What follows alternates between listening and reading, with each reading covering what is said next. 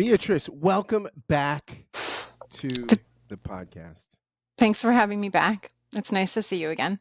It is so delightful. I remember our connection came via Facebook and karaoke, your karaoke night, and I hope you've continued. I will probably go to karaoke tonight, actually. There's a place in my neighborhood just a mere 2 blocks away. What's the first song you're going to sing? I'll probably do Radiohead Creep. But I might do Frank Sinatra Swinging on a Star. I've never done that, but I was thinking about doing it. So Excellent. Yeah, you get caught in ruts with karaoke. It's just like theology gets caught in ruts. And when something doesn't evolve, when it doesn't change, when it doesn't grow, when nature selects it, it dies sometimes. And you have written a provocative piece where you ask the question, is your discipline theology? You say, is theology dying? Subtitle, Doing Hospice Care for an Academic Discipline. So in this instance, are you the patient? If the metaphor is hospice and you're teaching theology, are we giving you the morphine? Are we giving you the painkillers? How are we doing this? Who's the patient here?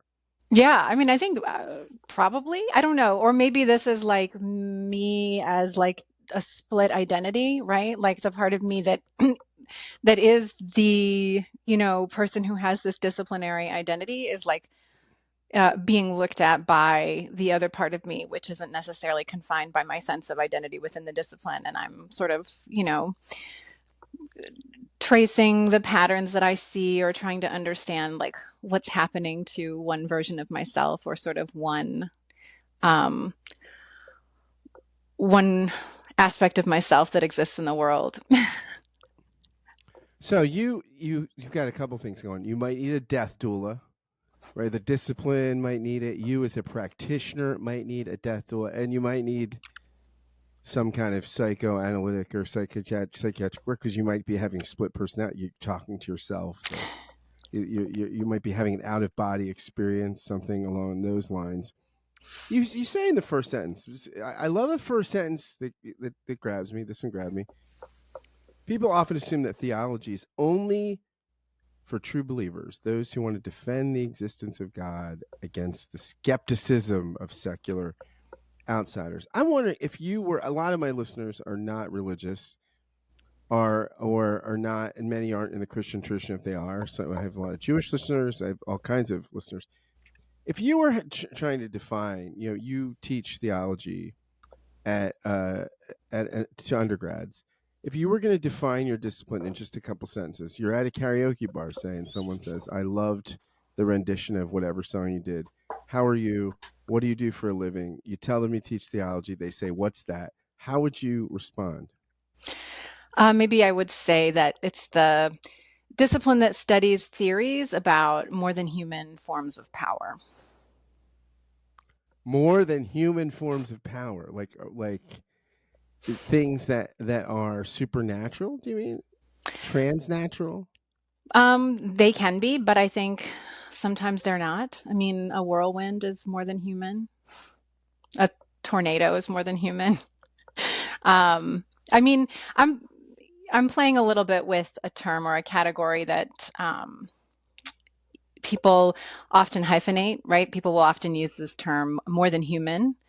And it's often meant to refer to non-human worlds, but in a way that kind of speaks about animals and nature with less derision than we often tend to, right? So it's not about saying like that these non-human life forms are less than human, they're more than human. But I think one of the things that's been kind of interesting to me to sort of think about with that term or that category is how more than human applies to a lot of figures and categories outside the figure of the human. Right? So gods can be more than human, animals can be more than human, nature can be more than human. And I am most interested in theologies that don't, or I'm most interested in thinking about theology as a field or a discipline that doesn't necessarily cordon off one of those forms of power and to say like, well, we only talk about this one here. which I think is what I assume a lot of people probably think of theology as, right? It's like where you study God, not gods, God, because the assumption would be that those other gods don't exist. And so you wouldn't study them. Why would you study those other gods? Because they don't exist, right? There's no other form of divinity but one. And so that's the form of uh, divinity that gets studied within the field of theology. And I think that's kind of what I would push back against. I don't think that the study of theology necessarily has to be so conscribed. That's really interesting. I wonder. I'm thinking about how I love that you said that just not human, because in the New Testament the Apostle Paul uses this. I think in the Greek the term is arche, but like principalities and powers. There's these things, right? They're not human and they're not quite God.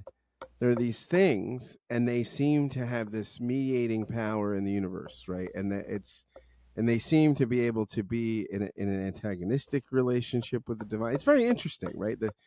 Ross Douthat just wrote this book. I think it's called Believe or something. Why everyone ought to be religious, and he's a conservative Catholic. He's pretty open to UFOs and all sort of other things. He's not a skeptic as far as weird supernatural stuff outside of his own tradition, right? And sort of says you have to be humble about all this stuff, right? What is in Hamlet, right? The world is there's more in the world than is contained in your philosophy, Horatio. You say that in that first sentence that theology is usually kind of confined to those who are trying to prove the existence of God or something, but like, so a lot.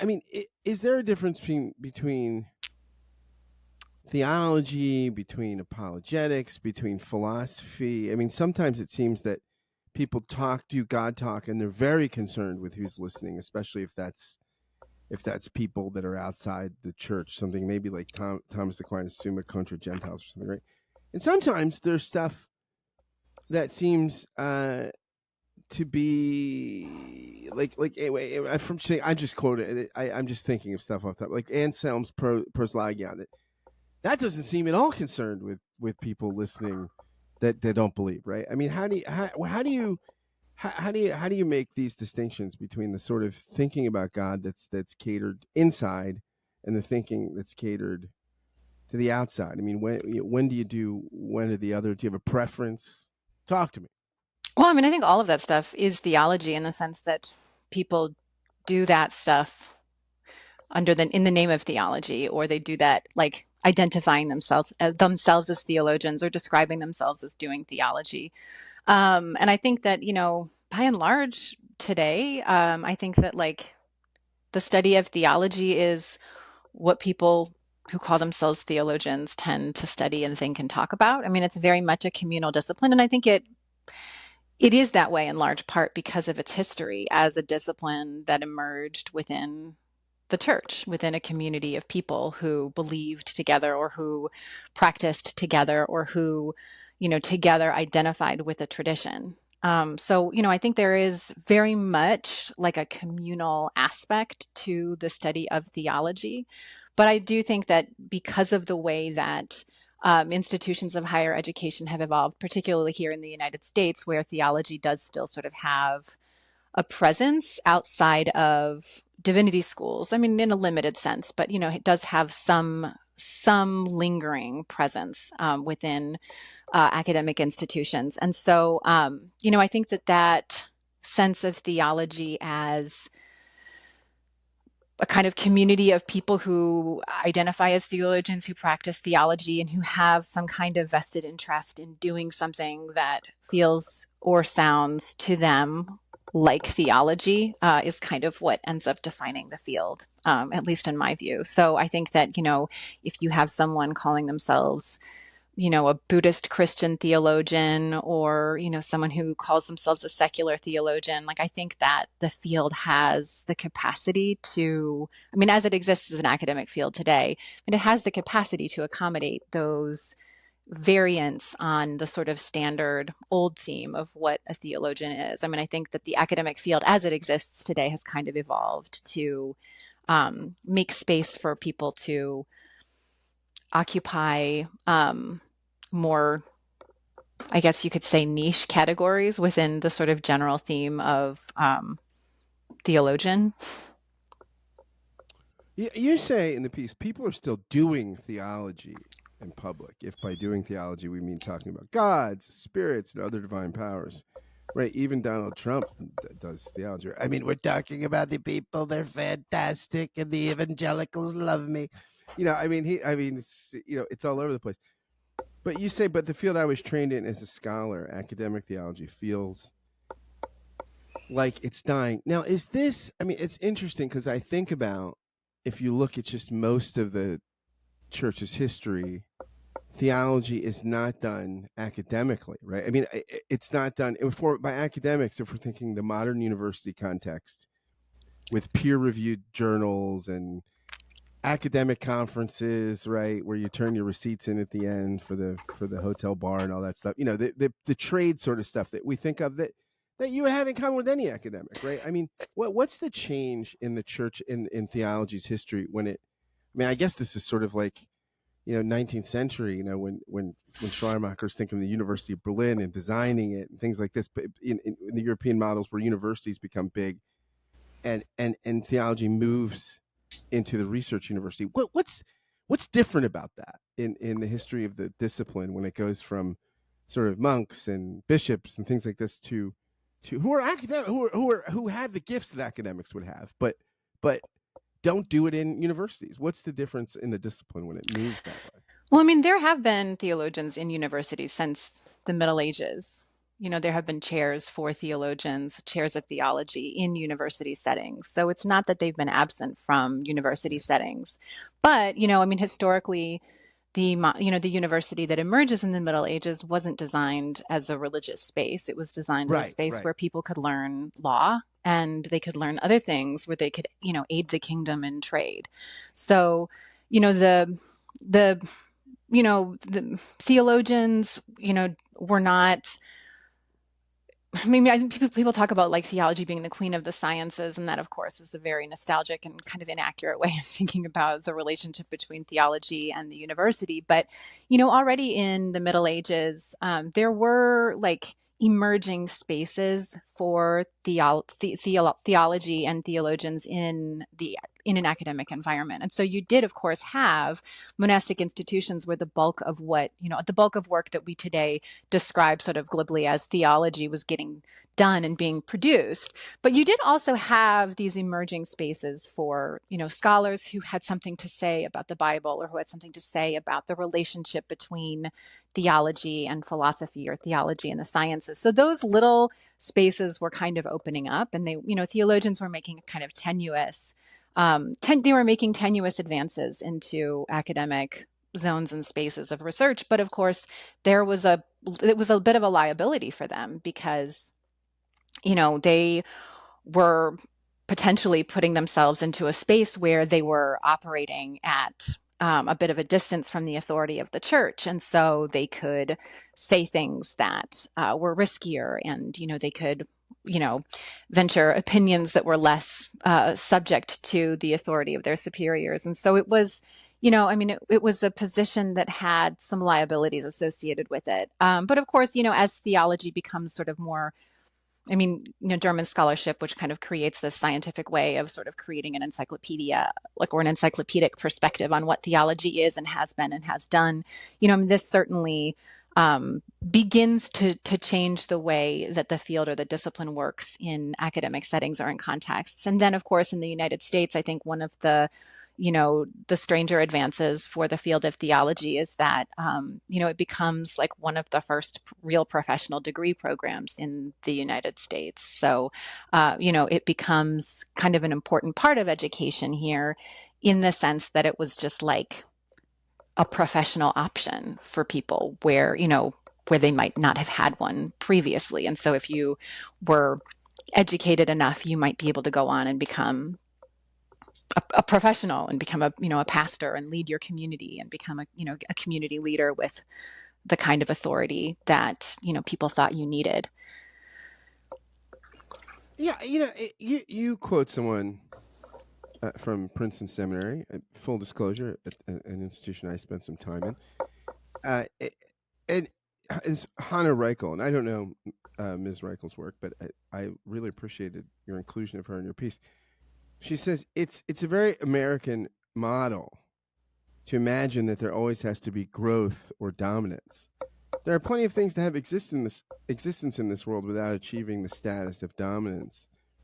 And this does not mean that they will go rapidly extinct, right? I mean, that's so she seems to be envisioning like that the discipline somehow will evolve. It will evolve differently in a world where the church maybe has less of a hegemonic or dominant presence, and where people I mean, this is already true, right? In the UK. I mean, if you go to church or synagogue in the UK, you're weird. I mean, my friends tell me that's just a weird thing to do there.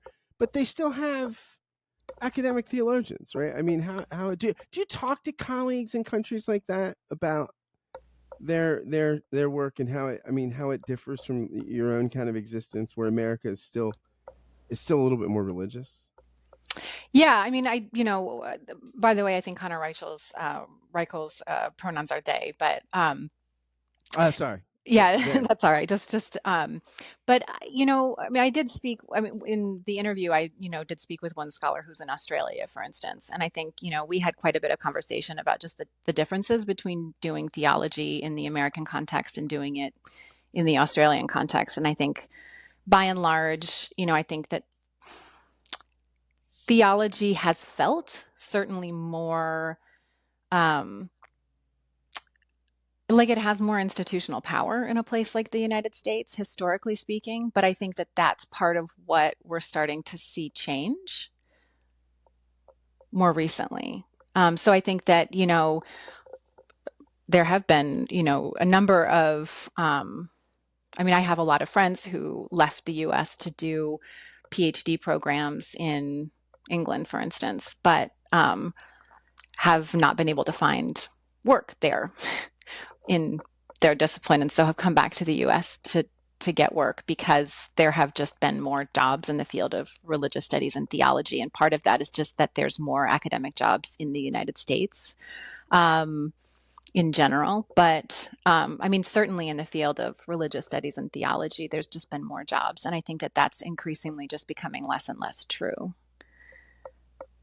Yeah, it's interesting because I exist in this whatever parasocial world of podcasting, right? And my sense is there's so much theology going on in this world, right? Where every theologian, like, or well, not everything, but a lot of people, everybody's talking theology.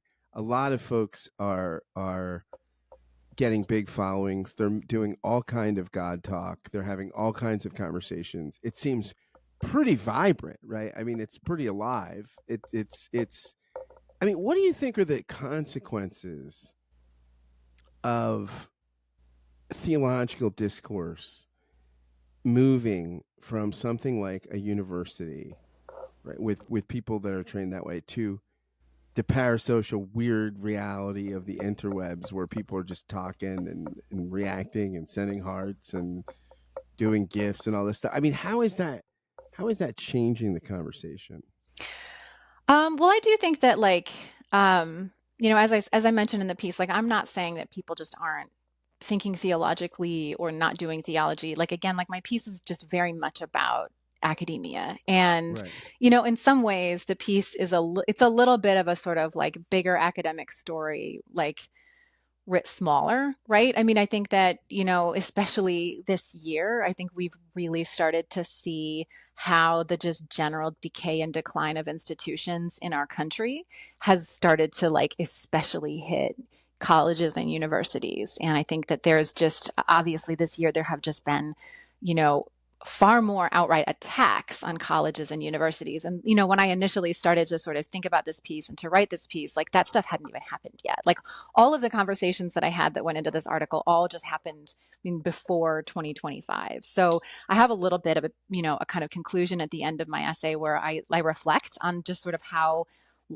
in some ways how long ago 2024 seemed when it comes to just like thinking about colleges and universities as social and academic spaces. So I do think that, like, part of the story is just a story about deinstitutionalization, and I think that that's a story that's hitting, American mainline Protestant churches, which used to have a lot of power in different ways than it's hitting American colleges and universities. But I think in both of those institutionalized spaces, we're seeing an incredible amount of disruption and decay and just general chaos. And so I think that, for a lot of people who work in the field of theology, the decay or the decline of those historically mainline institutions is something that has an academic impact on the field of theology, whether you're a Protestant or not, in the sense that um, a lot of the space for research and a lot of the positions are in those um, mainline or formerly mainline academic institutions. I mean, even at my college, I'm not I'm not in a seminary. I'm in a small private liberal arts college. That's where I work, and my position is in a department of theological studies, which just wouldn't exist if the college hadn't also been like an historically Presbyterian school. So it's just like it's by the interesting accidents of history that a department like mine exists that will employ somebody like me who's not, teaching people to become Christian ministers, right? But it is all part of this other story of like American mainline Protestant institutions. So, I mean, I think that a lot of, a lot of what's in the background of this argument that I'm making is just institutional problems, institutional decline. And that's, obviously something that's not just limited to colleges and universities. And so, I think in spaces like podcasting, blogging, Substack, I mean, you do hear and see people having tons of conversations about things like theology. But I predict that in the next, say, 10 to 15 years, as the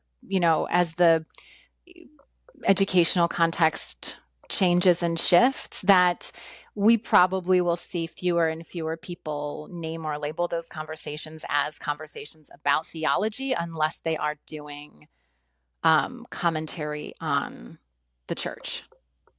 Um, I think that a lot of like when I go on I'm on Substack. I have a Substack. I spend a lot of time there. I'm constantly like encountering stuff, looking for stuff. And when I look around for conversations about theology, the stuff that I find primarily, and this is not exclusively, I do follow, a number of people who are like more, I'd say we'll call them, like left-leaning Christians, people who are still like affiliated or associated with the mainline church. But when I like go to look for pieces about the theology or like the stuff that the algorithm feeds me, it generally tends to be stuff from right-leaning, more conservative, young, white Christian men.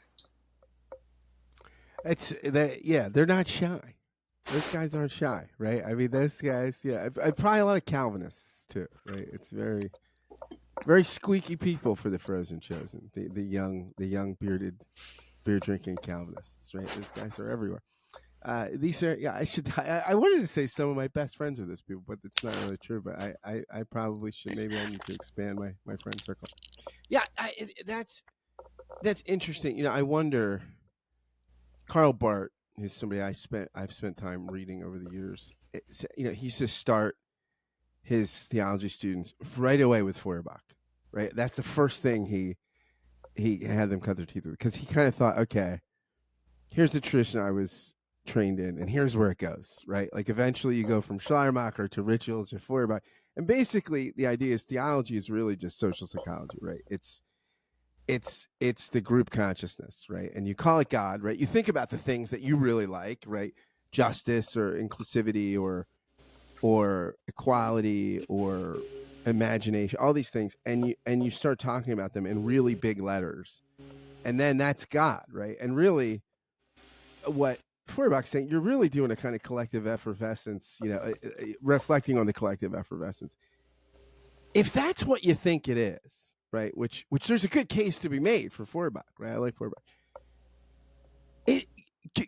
Do you need that department, or can you just absorb that into social science? Like, would you be better off being trained in social sciences to do that kind of work? I mean, I've thought about this a lot, and I mean, this is like it's kind of the topic of the forthcoming book that I have. So, This is an article that I wrote Stay kind of. tuned, everybody. Stay tuned. It's an article that I wrote kind of in preparation for that particular book. But, I have a lot of kind of conflict around that in some ways because I do think that, there have been moments where I kind of like have resented the fact that I ended up in this discipline because I do feel like, I get pigeonholed by people outside of the field, right? Like when I tell them I do theology, they're like, like, ew, right? Like they are immediately suspicious of me. They think that like I want to try to convert them into some particular shape or form. They think I'm like anti-science, things like that. So it's definitely like a field that's stigmatized outside of theology, and it's been hard to have interdisciplinary conversations because of that. But I also feel like within the field, I get stigmatized because I'm not like theologian enough, right? I'm not, well, what's your actual angle here? Like, what's your actual like approach? Like, what do you actually do? I mean, this is obviously not completely true because I have my friends and colleagues in the field who like, I think we see at least somewhat eye to eye, if not totally eye to eye. So like, I have my community and I feel like I have my little weird group of colleagues and friends who I'm in conversation with, but I certainly have had moments where I just feel like I don't belong in this field. And because of that, I kind of resent the field itself. So, I mean, I do think that, when I was younger, I had a lot of questions about whether I should do a degree in literature, right? I thought about doing a comparative literature degree right after I graduated from college. I was a double major in Spanish and comparative literature as an undergrad. That was kind of what I felt, was kind of a good pathway forward for me. But then I got a lot of anxiety because I was just like, well, I don't know if I just want to study one period of literature. Like I felt really anxious about specialization. And I think that for me, one of the downsides to like literally every single other academic discipline that I came across was that it was so specialized. And it was just like, you've got to have a period, you've got to have this, you've got to have that, you've got to put yourself into a box. And for me, the reason that I ultimately was drawn towards theology was that it just seemed like kind of a hot mess. And it was just like, you can kind of do whatever you want here. And I loved that about it. And it's kind of true. And I like that is the part, like, that's one of the things that I lament the loss of when I think about the loss of the field of theology, because I do think that it's a field that brings together so many different kinds of conversations and disciplines. And like, depending on, who you are and like, what sort of stream or vein or tradition you're arguing for or within or against, and like what kind of stuff you're into and what kind of people you want to be in conversation with, like you can really stage so many different kinds of conversations in the field of theology. And I think that like, to me, I see it in some regards as like a little bit of like one of the last bastions of just like pure generalism in the university.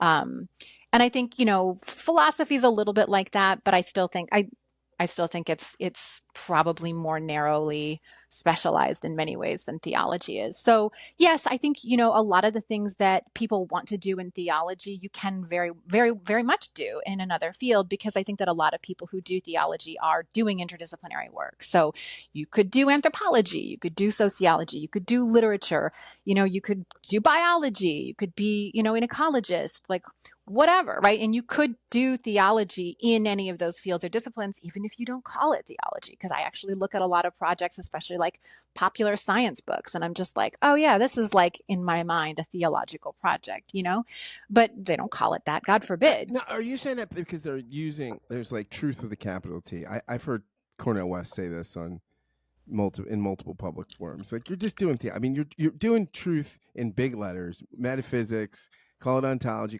but you're going beyond empirical stuff. You're going beyond stuff you can touch, see, smell, to big arcing stories and themes and asserting things Or that trying you to can't find in a illuminate lab. or trying to illuminate dimensions of the unseen, right? And looking at, plants, for instance, as, phenomena that we can study and try to understand, but that also kind of open us up to unseen dimensions that are explainable, but only to a point, right? I mean, I do think that there are a lot of projects that try to sort of lure us into this recognition that there's always more to reality than we can see or touch or understand, and to try to get us not to necessarily like exhaustively understand it, but to try to open ourselves up to that like weird mystery that's kind of at the core of all things, including like a flower or whatever, right?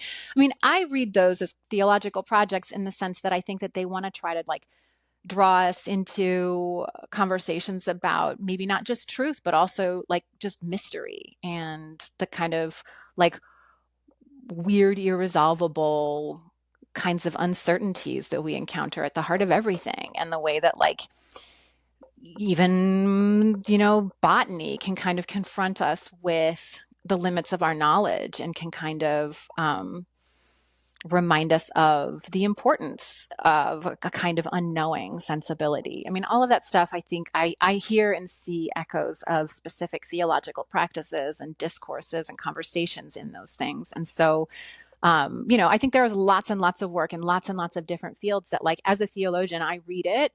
And to me, it reads as theological in that sense. I have a good friend who's a rabbi, and he told me, pretty progressive guy, very interesting guy, very cosmopolitan guy. He says, what frustrates him is pediatric faith, and he says that what's interesting is you have these people in congregations and synagogues that are pretty sophisticated. They have advanced degrees. They're professionals. They read the New York Times. They're in general their life is very sophisticated, except when it comes to their own religiosity, where their faith stops developing in childhood, and they keep a pediatric faith, right? And they do various things psychologically with it.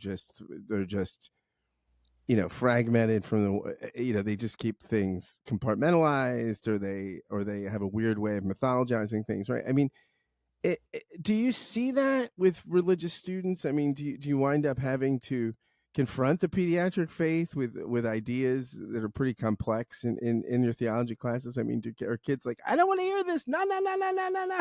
I like the spy in the sky stuff. I mean, how do you deal with that as you are on the ground with the young people, as they say?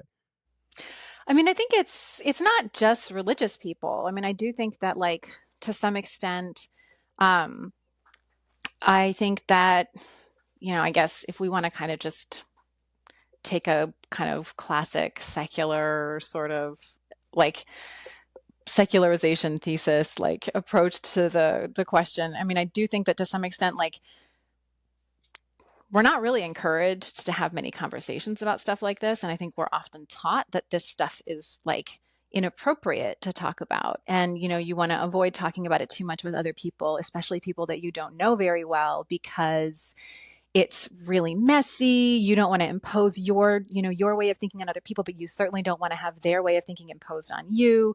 And so I think that, like, for both religious and non-religious people, there is a very sort of like, I mean, this stuff exists within a vulnerable realm of their like mental landscape. And I think that when you start to look at it carefully, if it feels like it might fall apart, or if a line that you feel is really important to you starts to feel like it's eroding, I think it causes a huge amount of anxiety for people.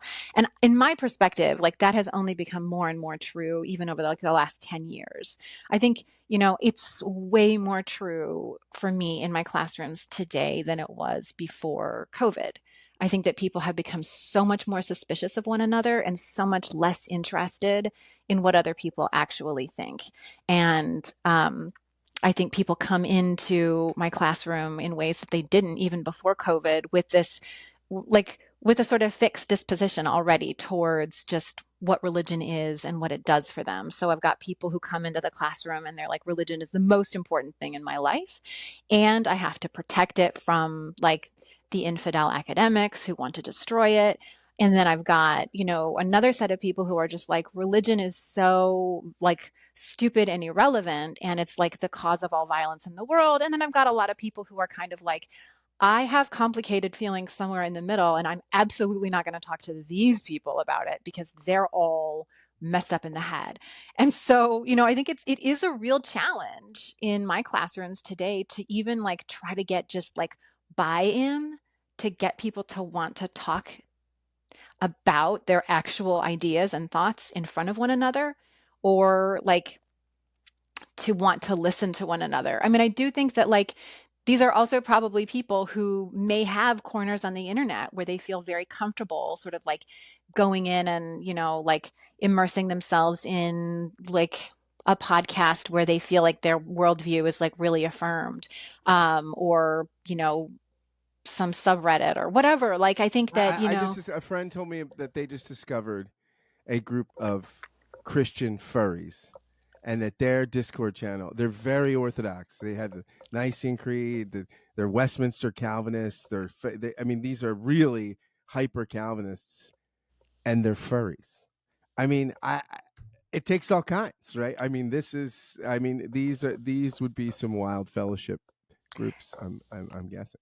and maybe this is just, maybe this is just the future, right? That like we just are going to live in a more and more and more like socially fragmented world. And, there just isn't like a real public space where like we have any kind of like shared civic sense of, duty to like have conversations with one another about complicated things, like about what, what should we do with bodies when we die, or like what is the meaning of the dead? Like what do the dead mean to us? I mean, like where it's just like, yeah, well, I've got my sort of like answer, and it's a sort of secret answer that I have in some sort of private space online where, I have a very clear group of people who share my perspective.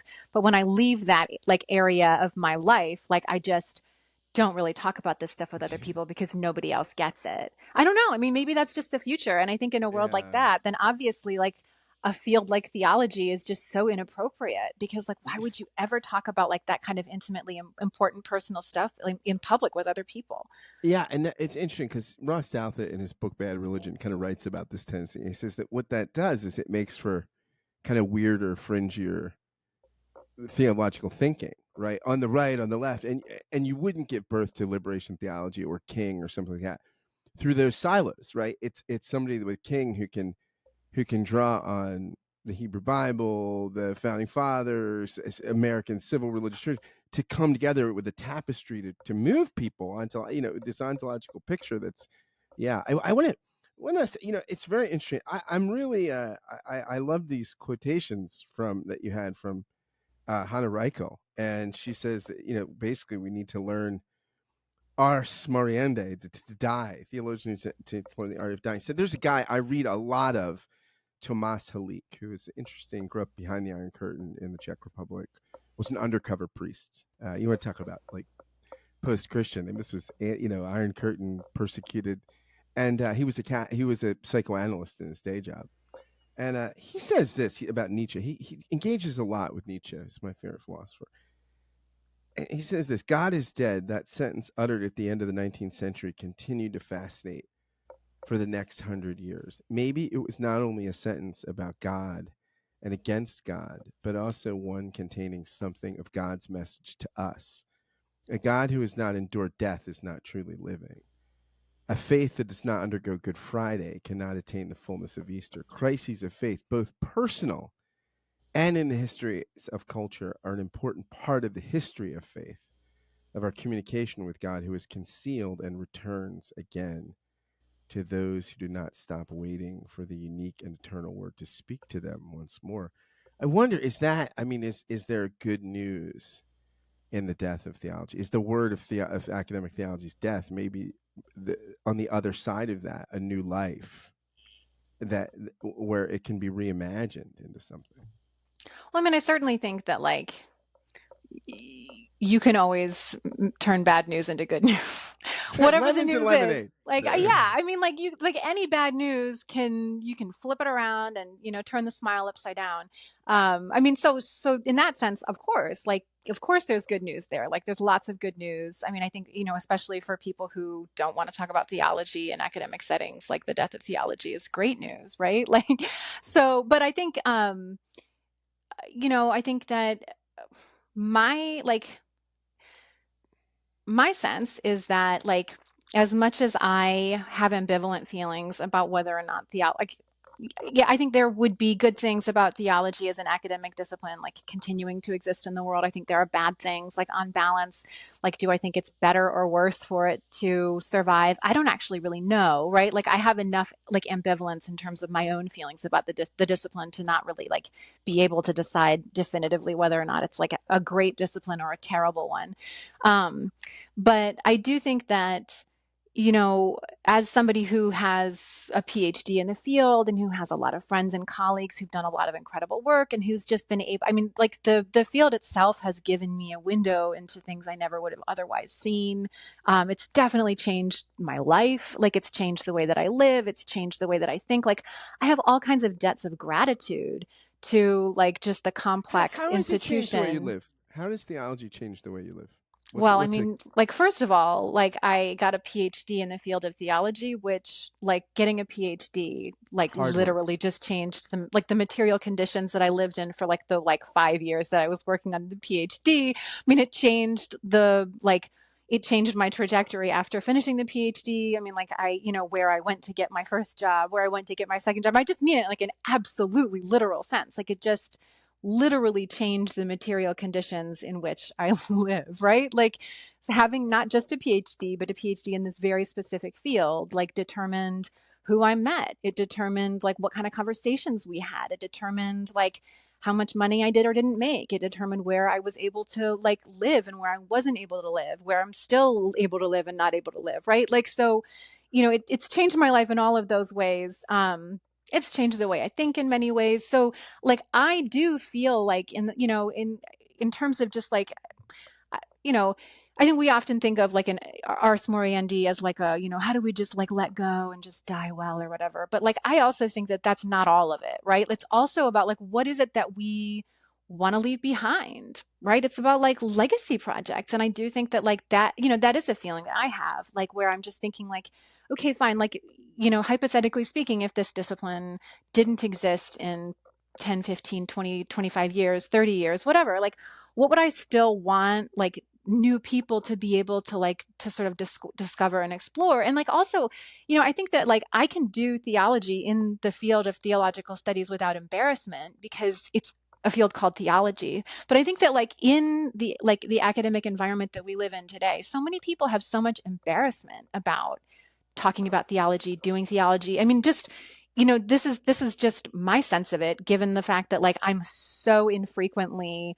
like led into interdisciplinary conversations, like because I'm a theologian, right? So I would actually want people to be able to talk about theology and to think theologically and to do theology in other fields and disciplines without a sense of embarrassment, and not just like as somebody who's like, I do theology because I'm a proud Christian, right? But also people who are just like, yeah, I mean, I don't necessarily have like a very coherent religious identity, but I'm drawn to some of these questions and I want to be able to talk about them in my field or discipline because I think they're important and interesting. So, I feel like, I guess maybe my biggest point of anxiety or concern just in terms of the discipline, like the disappearance of the discipline, is I would just want people to still continue to be able to talk about these things in an intellectually defensible way from a range of perspectives and approaches. So, right, as long as that is happening in, academic and higher educational, settings, like I would be okay with that. Beatrice, I hope that if academic theology does die, I hope it doesn't die tomorrow. I hope you have a fruitful career in it because you're doing great work. And this piece is fantastic. I will link to it in the show notes. Thank you so much for writing it. We're looking forward to the new book coming out. And thanks for spending some time chatting with me today. Well, thanks so much for having me on. It was fun to talk about this piece, and I look forward to further conversations. We will certainly have you back. Thanks a lot.